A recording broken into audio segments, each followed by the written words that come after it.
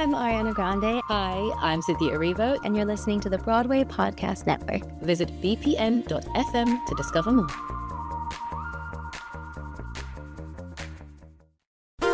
There's a cat over here. There's a cat over there. And the wrong one died. And the wrong one died.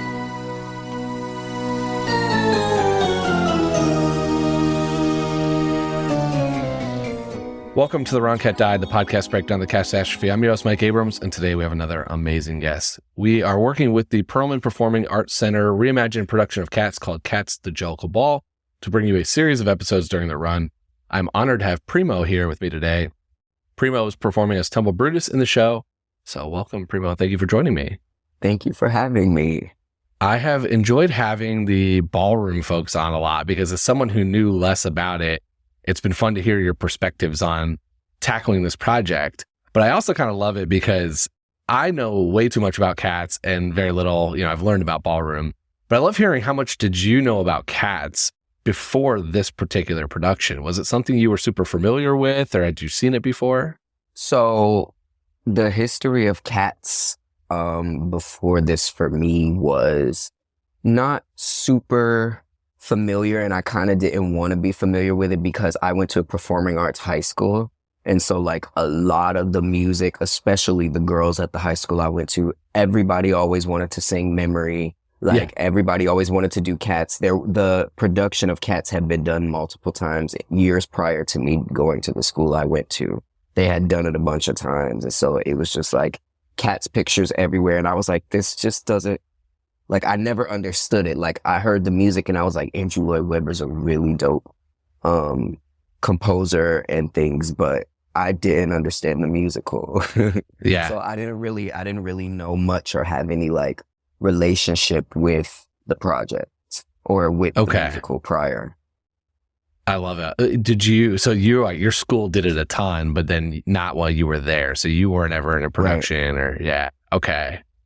I was gonna say, it's kind of interesting when it's kind of formative if it's in that early phases, because then you know at least some outline of it, but it's not. So then walk me through when you learned about this production, which is still at its core Cats, but with such a twist and spin to it.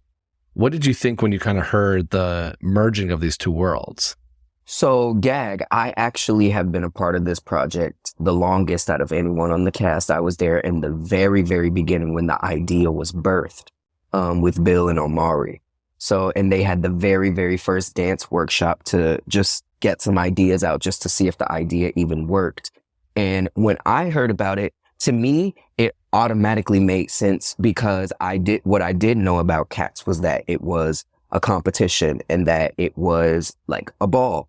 And so I was like, it really, really only makes sense, like, for it to, be ballroom, because it was like all of these different personalities, they represent categories. And I'm like, cat, category, everything. A lot of things about ballroom are very feline related, especially when it comes to the art of Vogue and walking runway. Like, everything is very cat-like. So when I heard that this was going to be a thing, I was like, oh, this is really about to be tea, because it's like, I never thought, and when this project started, I was like only maybe in ballroom for about 7 months. Okay. When I started this process. So I was actually still new to the art of voguing and things and everything. So I was like, it was such a dope thing to be able to come into ballroom and something that I am familiar with, which is musical theater,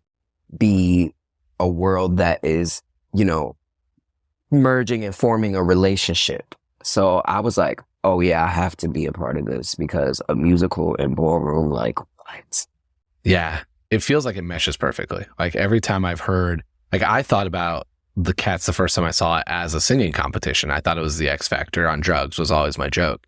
And so when I heard that there is this like, a competition world of ballroom being brought into it, it felt perfect. And then you have all the cats and, a catwalk, the category, you have a lot of these things that kind of also fit with it too. So I was fascinated by it when you first started, like when I heard about it, because it kind of went viral when the casting notice went out for that workshop. Yeah. And then I didn't know what to expect when I came in to the theater, 2 years later, 3 years later, whatever it was, when it actually, when your first performance was. And so as someone who kind of was bridging the two worlds a little bit, having been, having theater experience, but also being from the ballroom community at that time, what was that rehearsal process like of combining those two elements? Frustrating, rewarding, interesting. Those are the top three words I can use. I'll say frustrating because ballroom is a whole breathing, thriving community, like a living organism. So it's like when you're met with something so institutional, such as musical theater, that's so institutional and so many rules and so many right and wrong ways to do things, like literal, there is a right way to do this and a wrong way to do this. That being met with the energy of ballroom, with that kind of raw, especially when it comes to voguing, it's like a lot of the times, like, it does not matter what you do when you're performing. It's about how you make people feel. So it's like, coming from a world where everything is almost like everything is so independent and everything is so self, and it's about how you show up, versus coming into a space where you're being expected to show up a certain way and perform a certain way and act a certain way. Merging those two things together was really, really frustrating for me personally. And it was definitely rewarding in the same token, because it's like I'm literally doing exactly what I want to be doing. And I also get to help, like, educate in the process, because that is one of my biggest things. I always say knowledge and skill go hand in hand. It's one thing, especially if you don't already have the skill. If you dive deep into the knowledge of things, then the skill will immediately, like, follow if you work hard at it. So I was like, I'm literally getting to go in every day, and I get to vogue every day because I vogue every day already. So it's like I get paid to go in and vogue every day, but I also get to sing. I'm always singing. So it's like, it was such a rewarding process, because I felt like the artist in me is being honored in so many different ways. And I'll say it's interesting. What was interesting was seeing how many different groups of people, because throughout the workshops, not everybody was the same, so it's like getting to see how so many different people, how ballroom takes to their body and takes to their minds, and some of the ideologies and things that ballroom has, how it helps people grow. Yeah. You know what I mean? And helps them step outside of such a fixed mindset about themselves as artists, that a lot of musical theater and, places where you are expected to show up a certain way, institutions, we get so stuck in our minds and in our brains, and we don't realize we can really step outside the box. Yeah. I love that too. Cause like it's, I think you're saying it from the artist lens of having all the different people through the workshops, and you've had, deep theater people who have been on Broadway and all kinds of stuff. And then you've got ballroom people, and then you've got a mix of in between that have both, and you kind of combine that. But I'm curious a little bit of, do you feel that way with the audience too? Because a lot of what you just said is what I think is what's so cool about this is the audience is such a wide range of people coming in to see this. And there is this kind of education and knowledge that you're providing to a group of people that maybe didn't know much or anything about ballroom before, and also kind of allowing them to experience that. So is that something you're thinking about when you step on stage, of how you're bringing the voguing and the culture and all of this to a group of people that might otherwise not have the ability to go see that?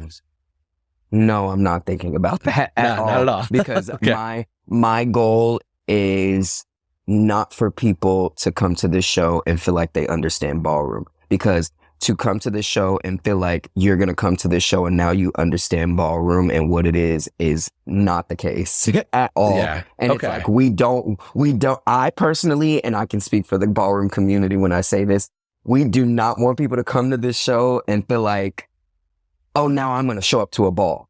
Because it's like ballroom is still a sacred space. Ballroom is still a space curated for a specific group of people who, you know, didn't otherwise have these outlets. You know what I'm saying? Mm-hmm. What I think is dope about it is that what I feel what comes across is that people think, wow, this must be what a ball feels like. And that is definitely more along the lines of what we want to go for, because it's like, I don't want you to feel like this is ballroom, but I do want you to feel like you are at a ball, because Cats does feel like a ball. It looks like a ball. It feels like a ball. The energy gives a ball. It's just in the form of a musical. Yeah. So, but it's like, it does not encompass ballroom, because we couldn't create a show that encompassed all of what ballroom is, because it's a thriving community. You know, it's things that, you know, unpredictable things that happen, and, you know, things that happen in a community, you know? Yeah, it's interesting to hear you say that, because I didn't walk in and walk out of the show and feel like, oh, I'm ready. Let me walk tomorrow. You know, like I know I'm not the person you're having at the ball, but I did learn a lot more about something I didn't know as much about. You know, I had the Paris is Burning documentary, and that was most of my exposure to it. And so it was, for me, interesting to at least learn more about, again, something I knew so little about, and then being able to view it in a lens that I knew arguably way too much about. I know way too much about cats. And so I was able to kind of take that. And I've loved that the audience gets all of that kind of in one. It's interesting to hear you say, though, it's not, the goal is the energy and the experience more than like the history and the background and like what's more happening in the community. Because someone in the cast earlier in the rehearsal process, they made a comment and they said, we're teaching the audience ballroom. And I said, no, we're not. No, we're not. We're not teaching the audience ballroom at all, because nothing about this show is teaching ballroom. It's showcasing ballroom. Yeah. If that makes sense. And and things that are involved in ballroom. You know what I mean? It's like, it's just like if you were to take anything in life and turn it into a musical. You know what I'm saying? If you were to take, I don't know, make a musical about a robbery, like, you know, everything is not going to obviously be played out the same how an actual robbery would be. There's going to be some room for fantasy and some room for interpretation and some throwing some jazz in here and throwing some African in here, you know, to make it a full show. You know what I'm saying? You got to beef it up. You got to, you know what I'm saying? You got to make it like that. So it's like, we're not teaching the history of ballroom, because that would have to look completely different. That would have to, I honestly don't think you could teach the history of ballroom through Cats. But what you can do is you can showcase the life and the categories and what happens at a ball through Cats. And you get, and the story of Cats creates a mindset and a story of a person that you can go inside their mind and see what it is that they might be feeling, or how that person is, you know, in terms of, you know, it's basically just the personality of ballroom, if that makes sense. Yeah. But it's like every character, every cat, like, even with their stories, even though it was meant to be, you know, cats, it's like, you definitely can take it and it relates to ballroom. Like, there's so many ballroom legends and icons that come to the show, and they relate to Grisabella a lot, because that story of, I was beautiful then, I can smile at the old days. It's like, they've done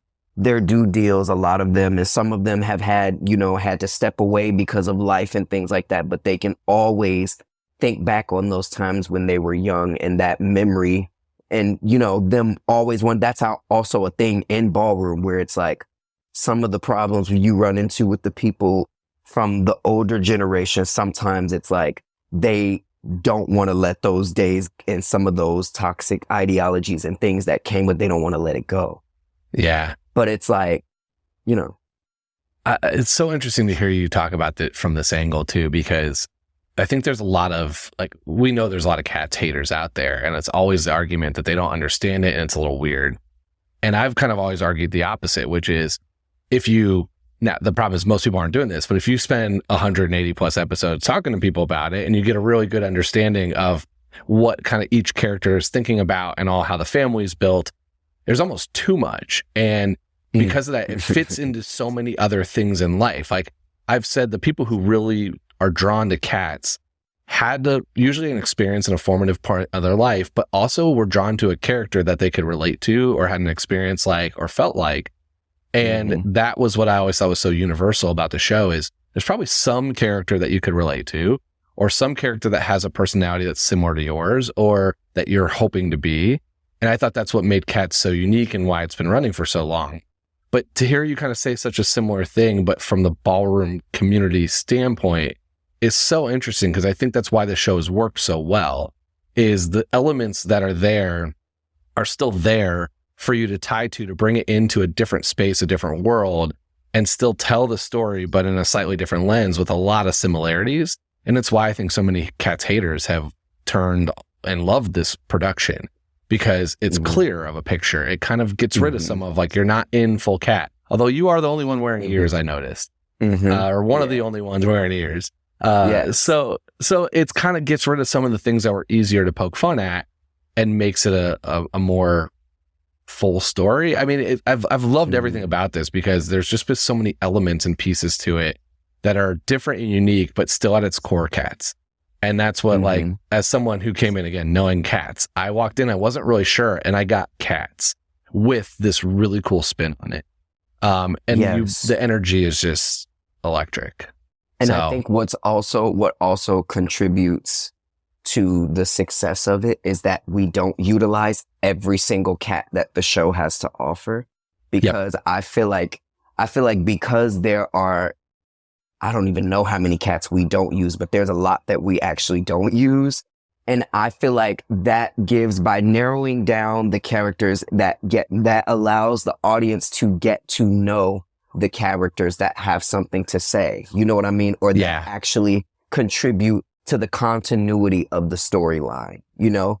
And so the fact that we have most of the cats that we have are cats that are either talked about or like at the forefront in the musical, if that makes sense. There's a couple of us like Tumblebrutus where it's like my character pretty much was curated. You know what I'm saying? Like I curated who he was, what he was going to look like, what he was going to act like, because there's not really other than the name that we get, Tumblebrutus, obviously they gave me that name. They gave me that cat name for a reason, but it's like the reason is not related to cats. It's related to ballroom. You know what I'm saying? So I had to curate my own. Essentially, Tumblebrutus is kind of essentially me. The only difference is Tumblebrutus is a lot more feminine. Okay. Well, that's my next question was for you, is I wanted to talk about characters, because you are in Tumblebrutus. There's a little bit of backstory for Tumblebrutus that's given in the theater production of Cats. Like every cat has 3 words and they have all this kind of history that goes with it. But to everything you just mentioned, some are like fully developed. Here's everything. Here's the relationships. They're supposed to be like this. It's not always consistent. And I just talked with Dave about that. Like Mungo, Jerry, and Rumple Teaser could be brother, sister. They could be together. They could be lovers. They could be best friends. Like there's a lot of versions I've heard over the years. But with Tumblebrutus, there's a little bit, but not a ton. So you said that you've kind of created it in your own image. What was that process like to figure out the personality that you wanted to bring to Tumblebrutus on top of all of the different, I mean, you and Baby, especially you and Victoria, are working up there frequently. You are dancing a ton. So you had all those moments where you knew you were going to be walking certain categories. You knew you were going to be heavily involved in certain dance elements. But how did you add the personality piece to it? Ballroom. Okay. Because ballroom, you can't be in ballroom if you don't have personality. Well, you can be in ballroom if you don't have personality, but you ain't gonna make it very far, because like there are so many people. I'm not gonna say so many people, but there are so many people in ballroom nowadays. It's a lot more accessible than it used to be when it was underground. So it's like, if you don't have any personality, you will not stand out. And the goal ballroom is supposed to be for the best of the best. Like you're supposed to be the top at what you do. So the development of the character was easy for me because the personality, I was like, okay, this is a part of musical theater that I get to do that I never get to showcase, which is my shady side, like the shady side. So it's like, okay, I know I was told, given the parameters, Tumblebrutus walks schoolboy realness, which is a category that I actually walk. And then performance, I also walk that category.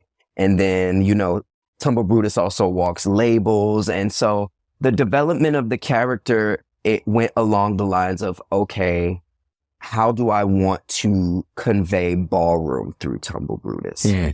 If that makes sense. So for me, it really was, okay, fun. I have the cat ears. So it's like, obviously, this has to be a fun character because it's like, he's a boy who walks around wearing cat ears all day. You know what I'm saying?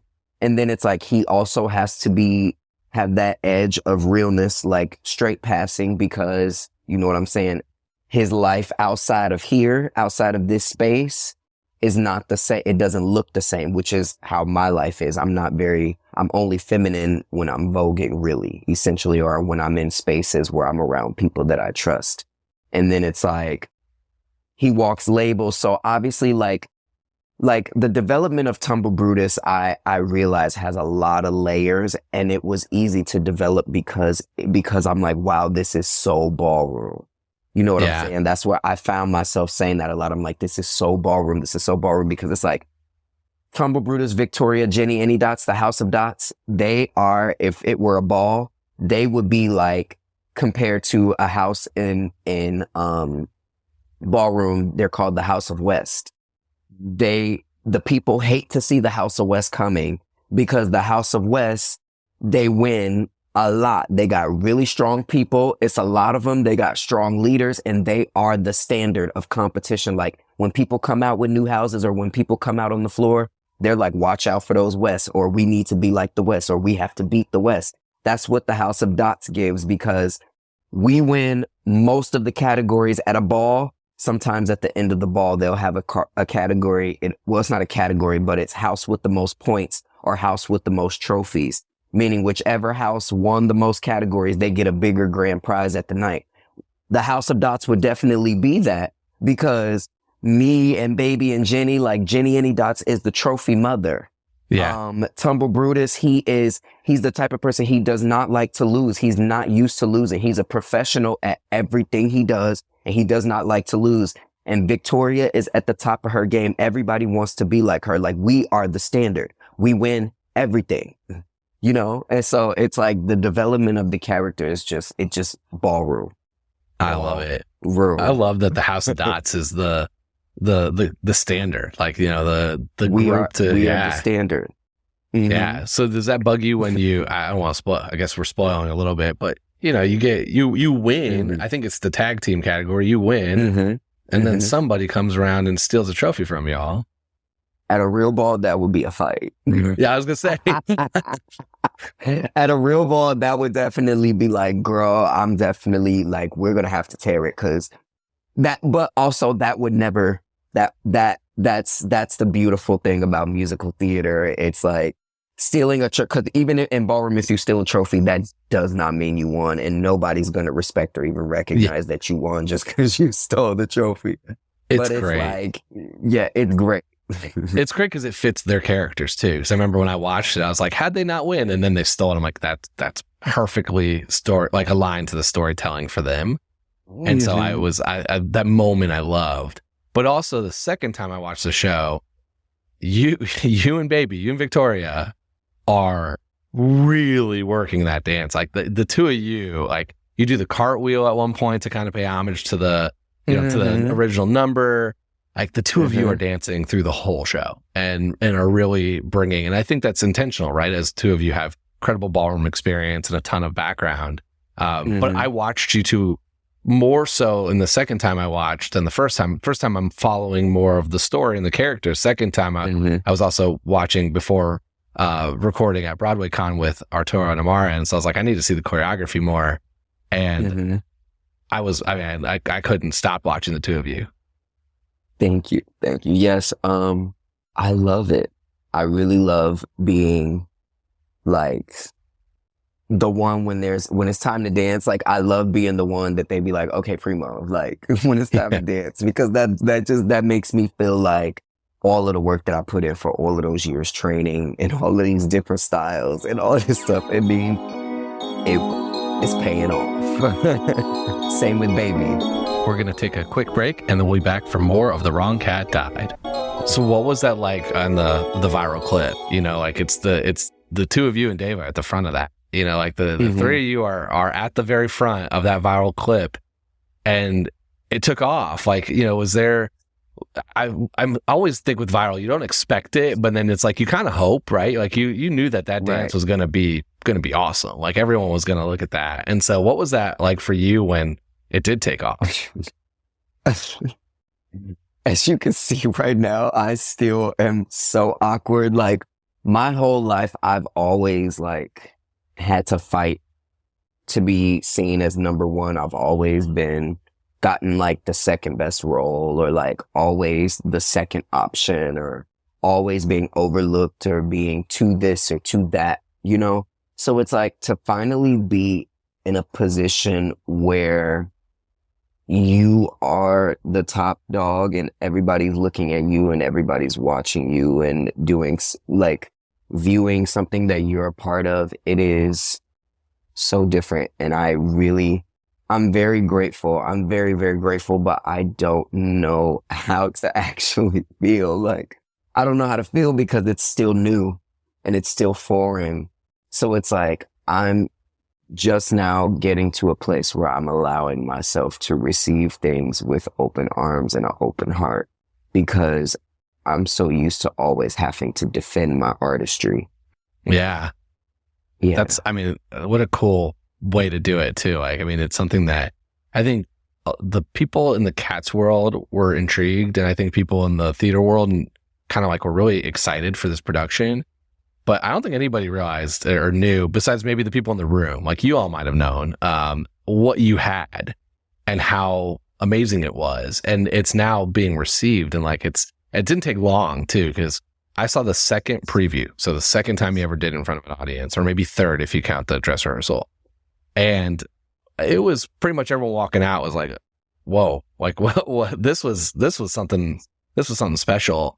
And it wasn't more than a week or two later where it became everyone talking about it. And now you're on your third extension and you got a couple more weeks of this. And I mean, there was a point where I was trying to get tickets again. It was totally sold out. And so I've kind of jokingly told all my friends, I'm like, if you want to see this third extension, you better buy tickets now, because they're not going to be around that much longer. So it's cool to see like that you all are getting the recognition you deserve for putting together something that has been incredible for everyone to watch. Yeah, it's definitely been very rewarding. Yeah. Very rewarding. Let's do some rapid fire here to bring us home. And we're going to get to the $1 million question, but the first one is if you could perform as any cat one night. I know you've been on for more than one too. But it doesn't matter, male, female, it doesn't matter if it's in your vocal range, dance number. Just if you could embody one of the characters one night, who do you want to go on as? Grisabella. Go belt that number out there. Okay. Favorite and least favorite cat from a personality standpoint, in the sense of who would you really like to hang out with and who would bug you? Who I would definitely want to hang out with. I'm into the different stuff, so I would want to hang out with McCavity. Okay. Because like Banji, just real Banji. Like, yeah. I live for that.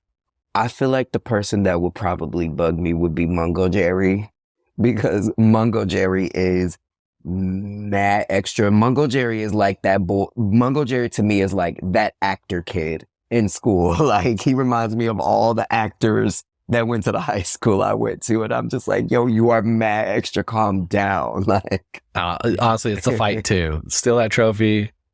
You're coming back for that. Listen. Favorite song in the show? A Dressing of Cats. Yeah. Okay. And then Tumblebrutus is in the House of Dots. But if Tumblebrutus was starting their own house, what would be the name? I would probably say like the House of Shah. Okay. Chat, cat in French. I love it. I love it. Who would you recruit to the House of Dots who's not in there from the cast? Like, which cat do you think should be in the House of Dots that isn't? Mustapheles. Yeah. Love it. Okay. Final question. And I'm hoping the answer is going to go my favor because I feel like you might be saying Tumblebrutus, but I've argued that Grisabella is not the right Jellicle choice. And I think your production makes that harder to argue. But I want to hear who is Primo's Jellicle choice and why? Mustapheles. Mustapheles. Mustapheles is the Jellicle choice because, first of all, in our version, Mustapheles walks mad categories. Like, Yeah. and they've been, nobody does more mechanically, technically, like Mustapheles, especially that I've performed it. Mustapheles does a lot. Mustapheles moves a lot of things, fixes a lot of things, sets a lot of things, helps with a lot of things, but also walks a lot of categories, but also is kind of a silent killer. But also, this bitch has the most power. She literally, the whole reason why the plot was able to, like, why the whole thing, she's essentially the hero. Mustapheles is the hero. You brought old Deuteronomy back. Like, and in my mind, like, it's like, no shade to the production of no shade to Andrew Lloyd Webber, but in my mind, I literally don't understand how in the hell somebody could bring you back from a dark place and you go and pick over them. Like, that just goes crazy. But guess what? You know what it also is? It's ballroom. Yeah. I've loved that you're like, it's perfect. I do think Mustapheles is gaining on the votes, and it's always been, the answer's been Grisabella and Gus for so long because of the theater, you know, the version in Broadway that we've seen really hammers home that Gus story of like ready to go. But Junior's not ready to go. And there's no At doubt all. Junior is not ready to go and living their best life. I mean, every time I'm like, man, just destroying my argument for Gus right here. but it's the Mustapheles character does in your production a ton. Like you said, dancing and work and bringing old Deuteronomy back, and in the ballroom scene, like you said, walks more categories and all that stuff. So it's been a common answer from your cast. It's been a lot of Mustapheles votes, which I love. And because honestly, like, in terms of ballroom, Mustapheles, and the fact that Mustapheles doesn't win the Jellicle choice, it kind of gives very much, Mustapheles is the fab girl that everybody hates to see on the floor, but loves to see on the floor because she's going to come out and make a viral moment. But she's always winning. And this was a special night. And the girls was given very much, oh no, not tonight, Mr. Mustapheles. Tonight is not your night. You always win and you carry down, love down. But tonight is not your night. It's not about you tonight, Miss Thing. It low-key is shade. It's low-key shade. Actually, I don't even want to say low-key. It's high-key shade to me that Mustapheles doesn't win. But at the same time, to me, it makes sense in the terms of ballroom why Grisabella wins, because this is a femme queen we're talking about. Mm-hmm. This is a trans woman we're talking about. And this is also somebody who was an icon. We are talking about somebody who paved the way. There would be no Mustapheles if there was no Grisabella. There would be no any of yous. There would be no monka straps. Like, there would be none of this if it wasn't for Grisabella, because Grisabella was the icon who, yes, she might have fell on hard times, but she was out there in that space. And now she's back and she's ready to reclaim her space. And there's nothing more powerful in ballroom than a trans woman, a femme queen, claiming her space, standing her ground, or reclaiming her space and restanding her ground. Because at the end of the day, ballroom is off the strength of the fight of trans women. You know what I'm saying? So it's like that story, that femme queen power is so strong in ballroom. And it's this show is a testament to that, because it shows how literally, you could have all of these different people, all of these different cats, literally use their bodies, their minds, their voices to do all of these impressive things. But at the end of the day, the power of the femme queen, standing solid where she stands in everything that she believes, in everything that she knows, and everything that she's been through. That femme queen power, when a femme queen, a powerful femme queen steps into a ballroom floor, everybody goes up, everybody respects, everybody loves, everybody adores, everybody claps, everybody cheers, because it's like, we know it is not easy being you.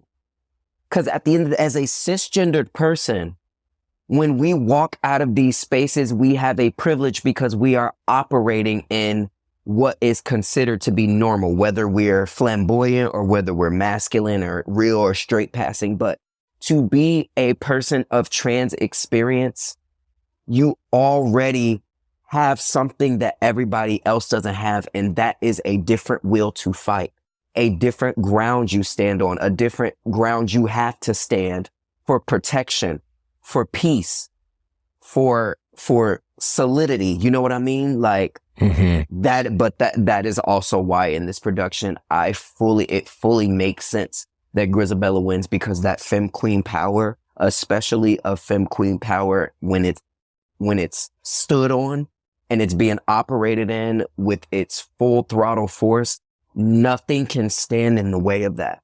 Nothing can beat that. In ballroom, in any category, a femme queening, in any category, a femme queen, and nobody can beat that. Yeah. It's such a perfect like arc for the character and the story. And it's like a beautiful part of being able to tell it in this world. Cause my argument's always against Grizabella, and the joke I made in the beginning was not the redemption story. It was that, what do you determine the Heaviside Layer means? And when it's a cat with 9 lives, and my joke is, the show's called The Wrong Cat Died. It was death. And I don't think your production, it's not death. It's clearly not death. It's going to either a ball, a status, something else. That's a very different question than being chosen in cat form, where you're going to be sacrificed essentially. And so that's why I've always, like, when I walked out of the show, actually, one of the first things I said to my producer, Alan, who we saw it together, is I said, this is going to be really hard to argue against Grizabella. like I was like, oh no, like I've been arguing this for 5 years now.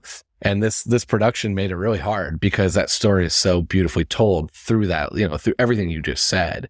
And so it was kind of funny for us, a little bit of the, what are we going to do? But then also fun to kind of like talk through what that meant, because it is different than the version that I have always made this joke around. And again, it's the difference in the ballroom element added to the story. So yes, I agree. I'm putting you down as Mustapheles as your vote, though, just because I need my numbers to continue to be anti-Grizabella. Because once your show ends, I'm going to go back to interviewing people who have done it on tour and everything else, and I need to keep her votes low as much as I can. So, this has been amazing to hear. I've learned a ton, and I've loved having you on. I'm so glad we were able to get your experience. How can people stay in touch with you, social media, and everything else? Follow me on Instagram at Primo _ballerino. BALLERINO, and the same on TikTok. We'll tag both. Well, we gotta get you some TikToks. There's a bunch of your TikTok that you can do with all the dancing, all the cat stuff. There's a lot. There's a lot there. We'll tag both, so people can click on the link and follow you too. And yeah, we'll also share how to get tickets, because there's only a couple weeks left, and buy them now. But thank you again for coming on. Thank you so much for having me. Amazing. And thanks everyone else for listening to this episode of The Wrong Cat Died, the podcast breakdown of the cast feed. To follow along, you can subscribe on Apple Podcasts, Spotify, or any else in the podcast. Follow us on Twitter, Instagram, TikTok, and Threads at The Wrong Cat Died, or check our website, thewrongcatdied.com.